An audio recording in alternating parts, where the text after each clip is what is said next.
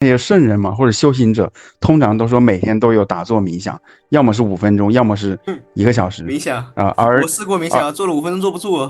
冥想不就专注当下吗？把你头脑放空，什就你让我么都不想。直接坐那边坐不住，你让我抽根烟还可以啊。对，他说他抽烟的时候就是，然后专注当下，然后他每天可能抽20多根烟，那相当于冥想的累计有1、2个小时了。他冥想的成本比较高，对。天本抽烟吗？我不会。你也不会抽烟？不会。凯文，你对冥想有什么理解？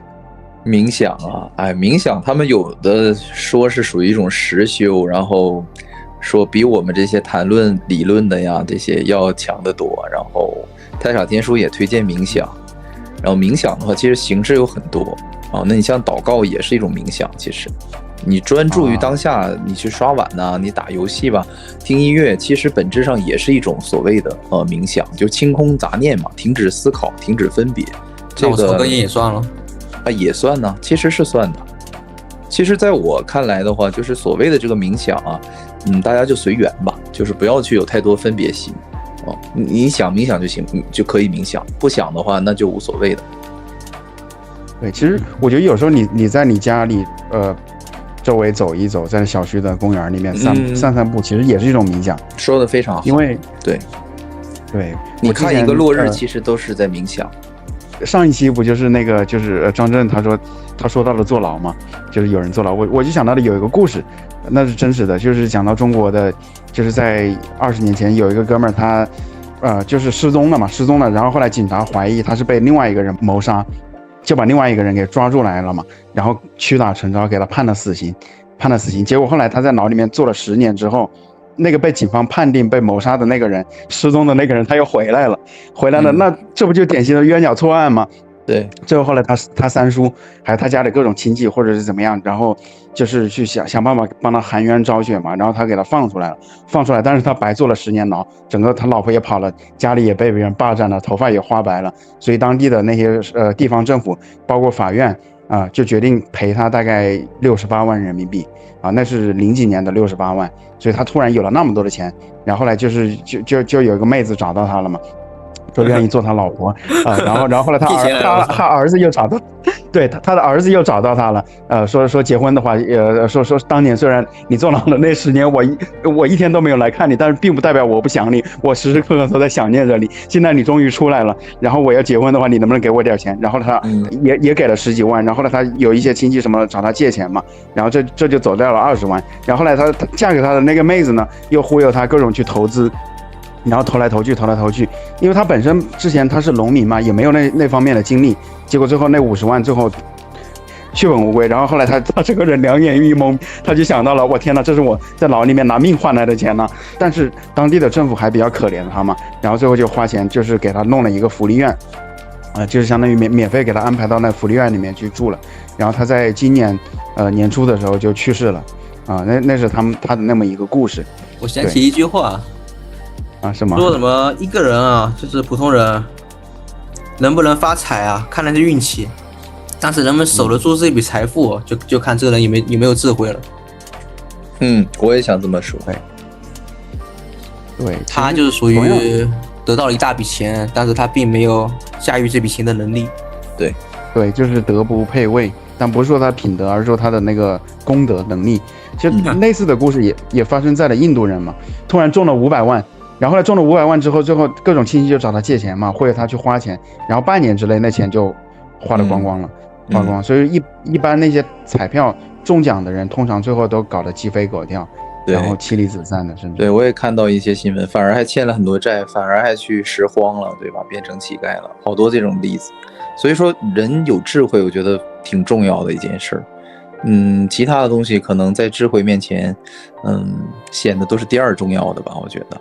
智慧是首要的，有智慧，起码稍微有些智慧，这辈子不会说过得太惨嘛，可能可以保住一个下限吧。是的，对，是的，无论你是的事业、爱情啊，还是人际关系啊，包括自己的幸福指数嘛，我觉得幸福，这个叫什么？智慧是非常影响我们所有维度的一个指标的。智慧也影响一个人一生走的路，也影响一个人的命运。对的，所以我们应该每天都提升一点智慧才是一个正道。提升你的智慧，多学多看。这个智慧和智商有什么区别？那智商就是一种天赋嘛，刚才咱们聊了那么多。智商这种天赋，就反正就智商学习能力嘛。对，智商这个东西可能在我看来更就说明一个人做什么事效率都更就是学悟性了，学的都更快一点了，效率高一点了。但智慧这个东西需要精力吧，精力、见识、思考，然后加上一定的天赋，然后我只能这么说，都有影响。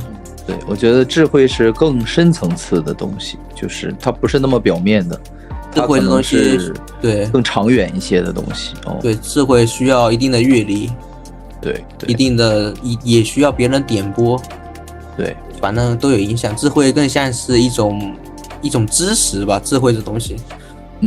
就是有的时候我觉得听劝也是一种智慧，但是劝你的人不一定是为你好，这东西就很扯淡，也看运气。对，是这个你说的特别对，就取决于这个人的发心和他的能力，他的智慧是不是能真正帮到你，还是坑到你。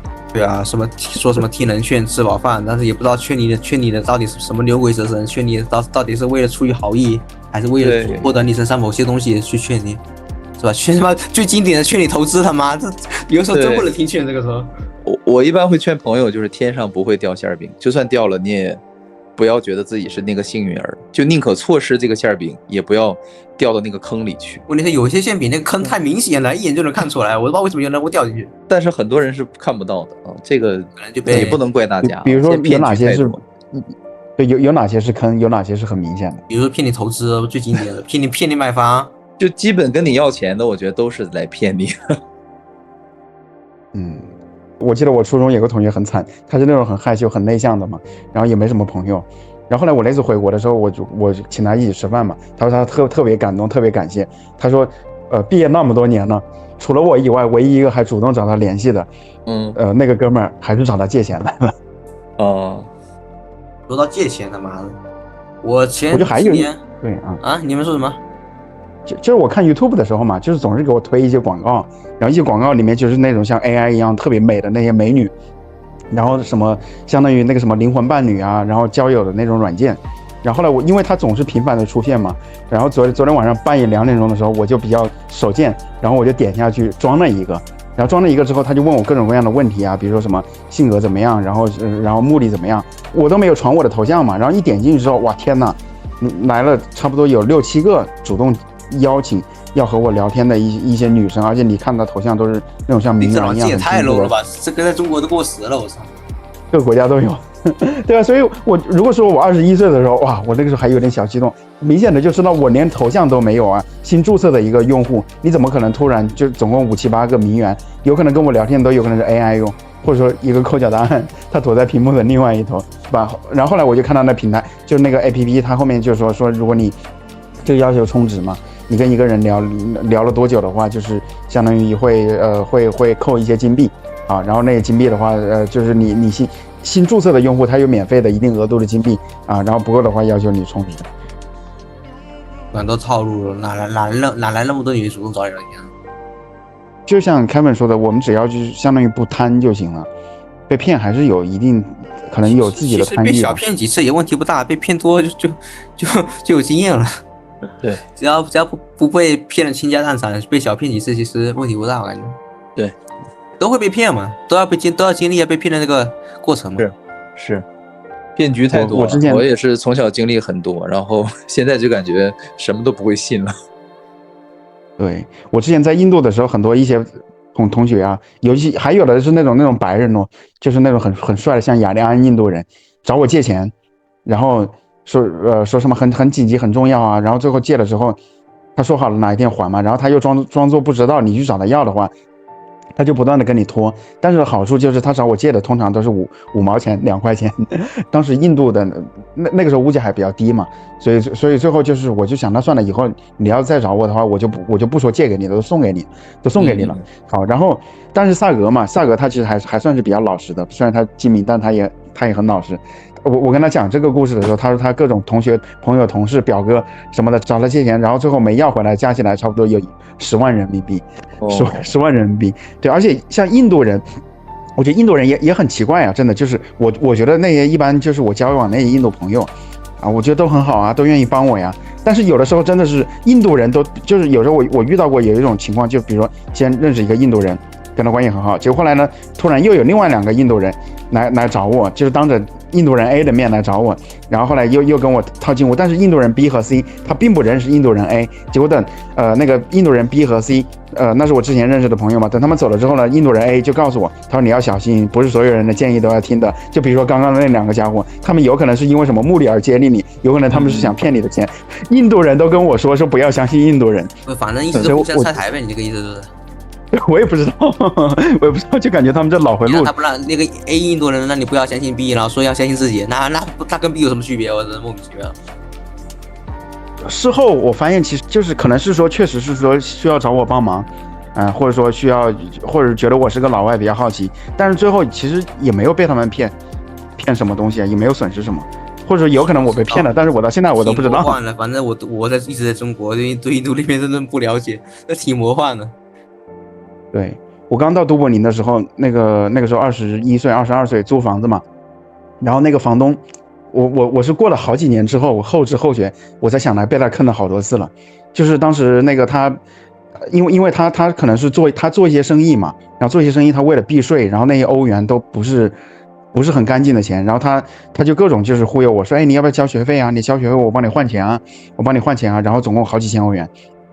或者说上万欧元存到银行里面去，然后去转嘛。然后他不断的告诉我，他说如果银行问你，或者说是将来有人问你这个钱是怎么来的，你就说是你说是你有朋友找你借的钱，然后他现在还给你的或者怎么样。而且他跟我算的那个汇率啊，都是实时的汇率，而实际上是在市场价格，你要去找人换钱的话，那个汇率其实是可以低很多的。所以后来我就发现，每次找他换，通常相当于他都被他坑了几百块钱，甚至说上千块钱。而且还有一次，就是也是很奇葩的，比如说他帮我要带一个什么东西，带一个什么东西，然后那东西，他就对我说嘛，他说这东西本来是120欧元的，但是呢，我觉得我觉得我们关系很好，我很把你当朋友来看，我是你的大哥，所以我就收你100欧元了。好，结果后来我就很感激感激涕零。然后，但是最后我一查发现，哎，那东西其实它最多也就100欧元，有可能才打完折之后才90几欧元，但是他跟我说他是120欧元。那你这么点钱有什么意思？我有必要吗？我操！就为坑了一点钱吗？我也不知道，但是就是绞尽脑汁，不是说绞尽脑汁，就是非常自然的撒个小谎，搞个小骗局，坑了一点钱了。有可能，就是那位房东他很奇怪，就是他每次就是只要是说有住户搬走了之后，他都要去换锁。他可能是怕有的住户他偷偷配了钥匙，然后可以把他门给打开。就是相当于对人防范的意识比较高，但是我个人我一般是这样子，我交朋友都是先来者不拒，好，然后而且我觉得就是你就是相当于一开始我为了控制那个沟通的成本，我都是对一个人无条件的相信，因为我觉得就算他是个骗子，你第一次被骗的那个就是相当于那个损失是可以接受的，通常是会在一个我可承受的范围内的，所以我都无条件相信。但是后来慢慢的感觉那个人他不同频，气场不对的话，我就渐渐的远离他了。我是这样子的。那有一些人就是爱占小便宜，这个也没办法，就是相处当中肯定会稍微损失一点嘛。那不就是那相处起来不是很难受吗？总感觉不对劲，而且那相处起来不是很别扭，很常见，对。对，所以后来我后知后觉，我又打断你。你前面说到借钱啊，对，就是之前我在这边上班，有2个同事后来找我借钱，就是在上班过程中找我借钱，一个人跟我说什么为了转一笔钱是吧，找我借8000块，说什么第2天就还，结果他妈硬拖半年。然后还有另一个人呢，跟我说什么他爸得了癌症，什么膀胱癌，需要一笔钱当医药费，反正说的很他妈惨，在这边讲故事。讲完之后呢，我那个时候也是刚进社会，啥都不懂的嘛，我3万块钱我借出去了，他说什么年底就还是吧，结果老超过1年是吧，给我双倍利息，然后结果他妈过了3年才还清，利息我1毛钱没拿到。反正经过这2笔钱借出去之后，我他妈现在别人找我借钱，我都一点都不想借，我完全感觉他妈完全在扯淡那帮人。他们借钱做什么呀？一个是说我也不知道做什么，反正找我借了8000块，说是第2天还，结果拖了半年。还有一个是说什么他爸得癌症了，找我借了3万，让我说医药费没钱了，我就借了嘛，说挺惨的。结果后来感觉他拿了3万块去泡妞去了，泡妹子，我操！哎，反正都是人才，我这边认识的。对，我觉得谈恋爱的话，可能比较紧急嘛，有可能是说，有可能那个女的就是个捞女哦，跟他一起去两个男的，两个男的，不是，我是说他泡妞的那个女的是个捞女，有可能就是请他去吃了一顿很贵的。那哥们儿怎么说呢？长得也还行，个子也挺高，就是家里没啥钱，估计想泡妞没钱了，找我编了个故事找我借钱去了，也是人才。啊，最近有一款游戏叫做捞女游戏，讲的就是我是怀疑他们俩，因为你说到他是为了追女生嘛，他有可能追的那个女生，可能他本人也是受害者，他被那个女的骗了钱，然后最后他再找你去借。没有，那个人还算是比较社会的，比较老练的，他应该不太会被女的骗。但是你泡女生，你多少得花点钱，请她吃饭，请她去哪里玩，你多少要花钱的，在中国，是吧？捞女游戏那个游戏，说实话，我感觉捞女游戏讲的有点太梦幻了。他那个捞女游戏段位太高了，不是普通人可以接触的那种捞，不是普通人可以接触那个场景，你知道吗？我玩的游戏没什么代入感，都不爱玩。凯文有没有玩过捞女游戏？没玩过，什么东西？电影吗？Steam 上一个捞女游戏就讲了，不知道，就讲了，是个电脑游戏，女的怎么骗男的钱了，相当于是那种纯3D，就像你看一部电影。然后你那个电影，你跟那个主角对话的时候，然后你可以选 A 选 B 选 C， 然后你选了之后，因为它是游戏嘛，然后它就进入了那个维度的剧情啊，然后你再去选什么，它最后会有好多种不同版本的结局。好，然后它就对段位太高了，不是段位太高了，就是它有点像电视剧那种，你知道吧？就电视剧里的情节，编出来的剧情，对，就跟普通人现实大部分人可以接触到的东西不太一样。对，而且他那个男主是吧？男主他长得挺帅的，他捞女很漂亮是吧？他颜值上，他们男主女主颜值已经吊打了95%以上的人了，你是吧？你让我们普通人去玩这种游戏，有什么能学到什么东西吗？我觉得参考意义不大，说实话。虽然能让我们警惕起来是吧？可以让我们对捞女更警惕一点，但实际上他那些信息啊，他里面那些能学到的东西，我感觉学不到什么东西，我就没买那游戏。我大概看别人玩，看了一下，感觉就没买。我也看了别人玩，但是我觉得他剧情很有意思啊，反正我倒是有一点代入感的。然后男主的话，电影看可以啊，对我来说是毫无代入感，我操！因为你都经历了社会的各种。就是都是老江湖了，很没代入感，你知道吗？就是像什么韩剧，我操，那种感觉，你知道吧？对，我有一点代入感。他就想一个刚刚毕业没多久的一个大学生嘛，长得有点像金城武，还有点小帅的。好，然后他认识的有个女主播，相当于给他各种搞暧昧吧。然后呢，就开始找他借钱，总共借了20多万啊。然后说要跟他谈恋爱嘛，结果后来他到最后发现，就是相当于就是一场杀猪盘。那个钱被借走了之后，然后怎么联系也联系不上那个人了。然后后来又过了10年后的那个小伙子他又成长了嘛，他是学那个服装设计的，好，然后最后他开了服装设计公司，做出了品牌，然后有了很多钱。有了钱之后呢，他又遇到了像当年一样被骗的那些小胖那些小男生，然后他就决定开一家公司，就专门去找那样子的捞女嘛，然后去反捞他，就相当于立自己霸总的人设，然后反过来去找捞女去借钱，然后把那个钱骗来了之后，然后再劫富济贫，去返还给那些受害者的那些小胖们。那确实是电影的感觉。对啊，现实中哪会这种事情？他妈谁他妈执行力这么强？我操，报复心这么强？我操，有点魔幻了感觉。就是那种剧情，就是那种电影的剧情嘛，韩剧啊什么各种神奇剧的剧情。对，但现实当中婚骗确实是有的，所以大家也注意一下。对，看那个《今日说法》就讲过很多。今日说法现在也很多啊，前一段阵子福建莆田那边不是吗？彩礼福建一个女的长得跟猪似的嫁过去，还是2婚的，好像彩礼90万，结完婚女的跑了，彩礼不退了。哦。莆田那边彩礼钱真的离谱，动不动300万。对，这真的不太合理。对吧？那边莆田的城市经济又不发达，是吧？90万、100万，你得一家人是吧？你得努力打工几十年才能攒那么多钱，彩礼就这么给出去了，我都不知道为什么。然后那个女的也没有说，是吧？一定要一辈子跟着他一个男人，那一结婚彩礼就不退了，这东西这100万就打水漂了。对，婚姻不应该是买卖，这个确实不太合理。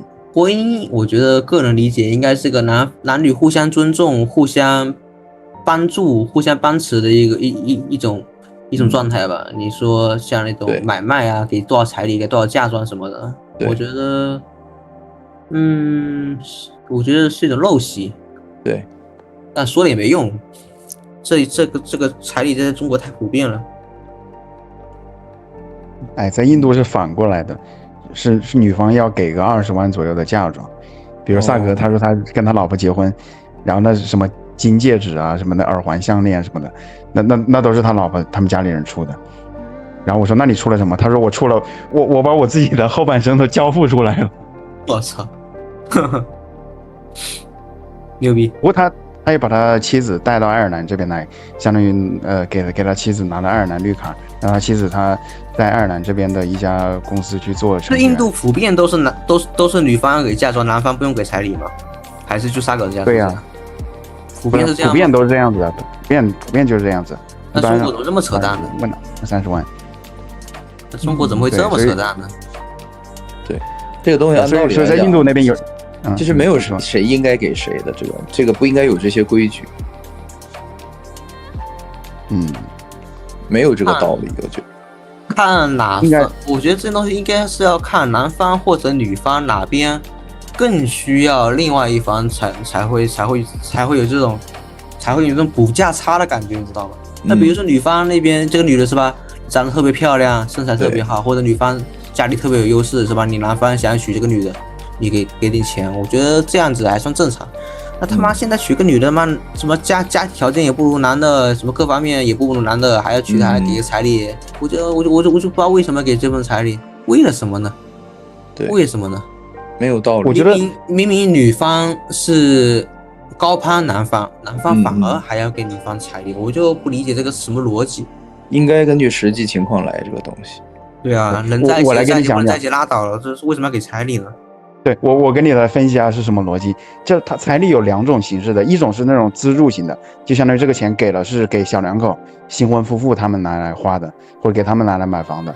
好，但是另外一种呢，就是直接补偿型的，那个钱给的是女方的父母花，或者给他弟弟拿出去结婚的。如果是后者的话，那就有点不合理了。然后第二的话呢，就是因为就是我觉得还是就相当于有那种古代的观念嘛，他会觉得女方是一个家庭的劳动力，然后你现在我劳动力没的话，你要给我补偿，或者说认为女性是男性的附属品啊，他可能没有自己的那个去挣钱的那个。这年头在中国法律上，男方是弱势啊，感觉现在中国女性社会地位或者在法律上的优势是比男方要更有优势的呀。我觉得应该也不是普遍的现象吧，一般可能像我老家，如果你找那个城市的女孩子，那1分钱彩礼都不用给，或者是说那个就是，如果你城市那个女孩子老家农村的呢？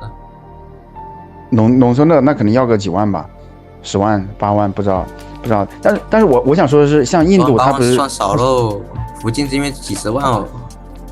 我们那边经济条件没你们好，然后印度条件好过锤子，福建经济条件还好。没有，福建他妈那个地70%都是山，就那平原就那个可以盖房子的地就那么一点点，经济条件也一般。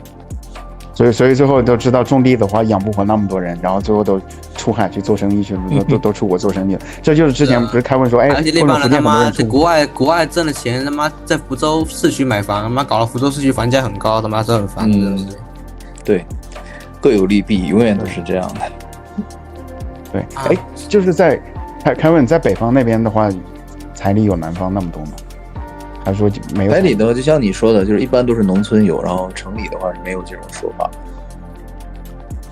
或者一般就是男方买房，然后女方你至少也得拿个买车的钱意思一下，就这样，相互之间的各出一点了。对，礼尚往来，各为这个新家庭出一份力了。是的，包括你说女方如果家庭条件特别好，那你愿意多拿点钱，那也是可以的，根据实际情况来。我觉得其实这才是最普遍的现象，因为我们看到了新闻里面的那些很奇葩的案例，他不奇葩，他也上不了新闻啊，对不对？对，他并不是代表最普遍的。对，但农村确实这个陋习比较严重，就是会存在说嫁女儿你必须得给我多少钱，否则我是肯定不嫁的。就这个村里是有这种规定的，有这种习俗的。对，所以就像在印度的有一些知识分子家庭嘛，他们可能知道女方拿不出那么多彩礼，所以男方就悄悄的把那一笔钱转给女方，然后让她当我彩礼再转给我们，左手打右手，走个过场而已。对，都是一些陋习，其实很不合理，很不自由，就是人不应该受这些东西去束缚，其实，对，都是一些思想，说白，一些陋习。对，这些陋习除外是父母辈想从自己的儿女身上多得到一点利益。对，有私心的。对，包括你说那个，为什么是到了人到了中学、初中、高中就那么看重名利？那还不是老师他为了从学生身上多得一点自己的业绩，或者说其实也不光是老师吧，可能是整个初中、高中社会主要是看成绩啊，名利这东西还没那概念呢。对，大家老师是为了名利，学生就是看成绩，然后老师为了名利会逼学生学得更好，更努力学习。就是人已经变得开始势利起来了，因为逐渐成年了嘛，有这根神经了，懂这个东西了。是啊，势利这东西，我以前也是因为那屌环境搞的，也挺看重成绩的，是吧？也挺看重智商的。那个时候我那个班级智商攀比很严重的。就是仿佛班上有个排行榜，是吧？榜1、榜2、榜3，智商排行榜，成绩都无所谓了，成绩不重要了，成绩是次榜，主榜是智商排行榜。所以你的本能就是你的本性是很反感这些东西的，对不对？曾经我把这个看得很重，现在就经历过那些事情之后，我现在就觉得有点恶心。现在是比较反感，以前是不反感的。以前在那个环境里，我的小时候啥也不懂，是吧？我被灌输那样的知识，我反感不起来的。我是在那个环境中长大的，我是反感不起来的，我是融于那个环境的。那你觉得现在的你更清醒，还是当时的你更清醒？那肯定是现在啊，那不然之前的白活了。是，所以你看，其实它是一个觉醒的过程，它是一个更清醒的过程啊，它是阴差阳错的最后走到了现在这个阶段。其实它现在这个阶段是远远高于之前的那种阶段的。也就是说，我们每个人都要从之前的那个阶段，然后走到他现在的阶段，然后甚至未来的一个更高阶的一个阶段，更自由的、更清醒的一个阶段。对，理论是这样子的，但实际上就不知道了。是的，你有可能也会倒退。这个你说的非常实在。倒退，思想上的倒退也许是不会，但是他们经济实力上的倒退有可能发生。或者有一天，可能你经历了一些人事物，然后你又突然把钱看得特别重要了，又迷失了个3、5年，去疯狂的赚钱，这种剧本都是有可能的。有钱肯定要挣啊，有挣钱的机会，他妈我能疯狂赚钱，我现在都没时间跟你们这边聊天，真的。说真的，对你看福建人这个赚钱的头脑真的是在 DNA 里，这个动力很大。那肯定有钱要挣啊！我以前大学那2年在干嘛？做代练，我那个时候做代练。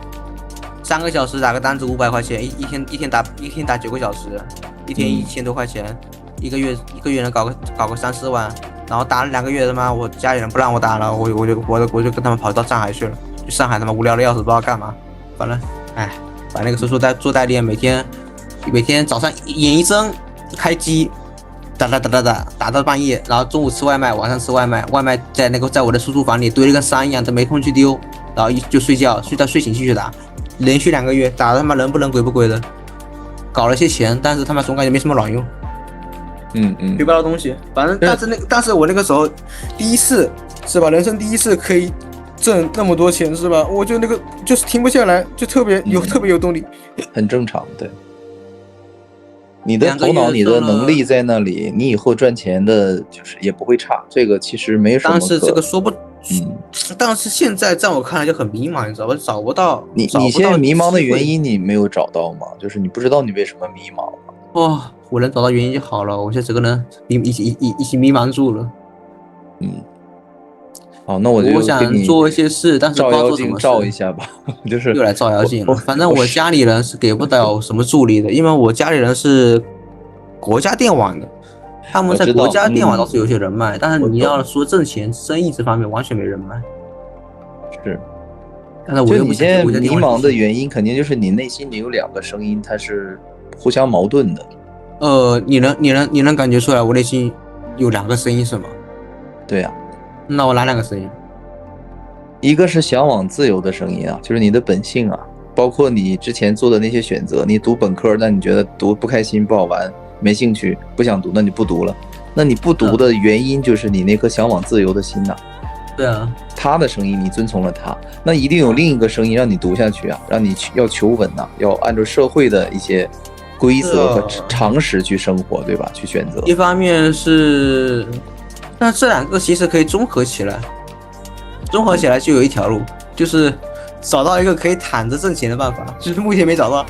他俩综合起来，其实就是一个互相妥协之后嘛，就是既不是完全的不自由，也不是完全的自由，这样一个你能接受的。对啊，又能保持一定的自由，又能可以获得一定的社会地位，是最后找到人生的一种平衡感，是这样。对啊，你让这个平衡感，它可能会维持一段时间，不见得是永恒的平衡。那这个以后再说了，没到那个阶段，有可能你自由的那部分会想要求更多啊，这都是有可能的。所以说你现在就是一个观察和找到自己内心真实的声音的一个阶段，其实挺好的，因为你有这样一个阶段，证明你的灵性还是比较高的。因为很多人没有这个阶段，是一直处于恐惧的状态，然后按照剧本的设定选择人生的最好的那种标配。你其实已经打破了你人生的很多的剧本了，这个不是一般的勇气可以做得到的。只能说尽力一些吧，不破不立吧，我觉得那个意思。但是给我的感觉就是，你给我的感觉，其实你是这2方面的力量都比较强大，就是一方面是来自自由的这个声音，一方面是也是有恐惧的、压力的束缚的，还有一方面就是无聊，就是我不想这么无所事事的。你说的非常对啊，因为我也有相同的感受，就是我现在的阶段也是属于怎么去破人生无聊的这个状态。找不到事做啊！我他妈已经开始觉得这个是这个社会环境的问题了。我操妈的，怎么会这么无聊？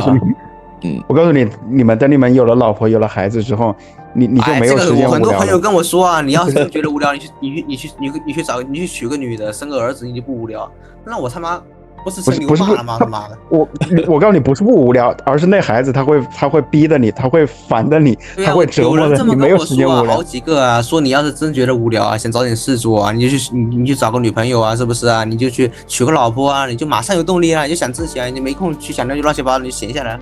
但是我他妈觉得，那我不是就被家庭给束缚住了吗？是不是？那我的未来的可能性就几乎没有了，就少了很多很多选择性了。是的。所以说，像这样子，你其实是一个很不简单的人。我又不想，你搞得我有点不好意思。你把你八字，待会儿把你八字发给我，我去算一下。你别算我八字，你把八字过来，我给你做包算一下。他绝对不会轻易的结婚生孩子的。我不知道你们就是，反正我到现在27岁，我从来没有主动追过哪一个女生。反正我对感情这一块，我反正性取向很正常，但是你让我追女生，我就觉得，怎么说呢，总感觉没太大的那个动力。就相对于我认识的一些朋友啊，虽然他们也许外貌不佳是吧，然后经济也不佳，但是舔女的是真的很有动力，天天搁那舔，也不知道也不知道有没有钱去养那帮女的，就天天搁那舔，就是怎么说呢？反正我是长到现在啊。没有主动去追求过任何一个女孩子，因为你比较尊重你自己。不是，我主要也不知道自己喜欢什么样的。那你说有些人会放下自己的自尊去选择得到一些东西，得到一些。我起码知道自己喜欢漂亮的，反正是个男的喜欢漂亮的。但是这里是吧？倒是他那个林叔嘛是吧？又跟我说漂亮的，就跟我说了个道理，说漂亮的女性不是私有物品，是公共资源。我操！这什么妙论呢？漂亮的女生可不好追。对啊，很挑。我以前读书那会儿，被漂亮的女生追过几次吧，追过2次都挺好看的，但是那个时候估计他们也不懂事，觉得我天天搁那装逼可能挺帅挺屌的，就喜欢我。现在想来他妈也，到现在这个年龄估计是不可能发生这种事情了。对，因为那个时候你不是学霸嘛，你不怎么好好读书，我不是学霸，我是那种读的少又不听老师的话，又不做作业又能考挺好的那种，他们可能觉得我挺屌的。比较酷。所以就是，所以我现在终于知道为什么我当时中学的时候我追不到女孩子了，就是因为我是跟你相反的，我超级努力，超级想往上爬呀。努力那个时候，可成绩呢？努力学习时一般会被同学瞧不起的。那个时候，你要学的少，知道吗？背后偷偷学，然后一鸣技能，考试考特别屌，大家哇都觉得他妈这人超级厉害，我操，怎么那么怎么学神、学霸、学神的等级在我读书那我是凌驾于学霸之上的，知道吧？啊，学神代表有天赋，学霸只是你很努力。所以后来就是我通过你说的这段经历啊，我就意识到了，就说如果是说一个人他开始舔，他开始就是用那种舔的状态来追求女孩子的时候，他其实已经失败了，他其实已经失败了。舔到女的呀啊，舔不到的，特别是那些漂亮的女的选择那么多，怎么会舔得到呢？而反过头来，应该是说你如果说刚认识那个人的时候，你通过一些表现，你保持自己的神秘感，保持自己的一种魅力、一种竞争力或者幽默感，然后那个时候就吸引到他，那都不需要舔了，那这我不懂啊。水到。反正追女孩子这一块，我支持蛮去玩的，我没追过，反正我不懂啊。哎，这个我觉得其实怎么说呢，就是就是我一开始是觉得，哎，那是不是婚姻就是爱情的坟墓啊？但是后来我那个学佛的时候呢，他们有人也说，如果你找到一个那个就是比较有慧根的女孩子，那可以2个人一起修行啊，两个人一起合理作共赢。论是这样子啊，但是他妈理论跟实践不一样啊！我操。你挺追求完美的。我吗？没，我说肯还非得2个人一起修，你这要求也太高了。你去哪找的这种女人？你去哪里找呢？你自己修你自己的就行了，你别管别人了。但说实话，你让我幻想结婚是吧？一个人修自己的，那我就想，我结这婚干嘛？我这结婚结的好孤独啊！我这结婚结的，你们再开一场。好，重开一下。哎，好吧，还剩5秒。哎，好。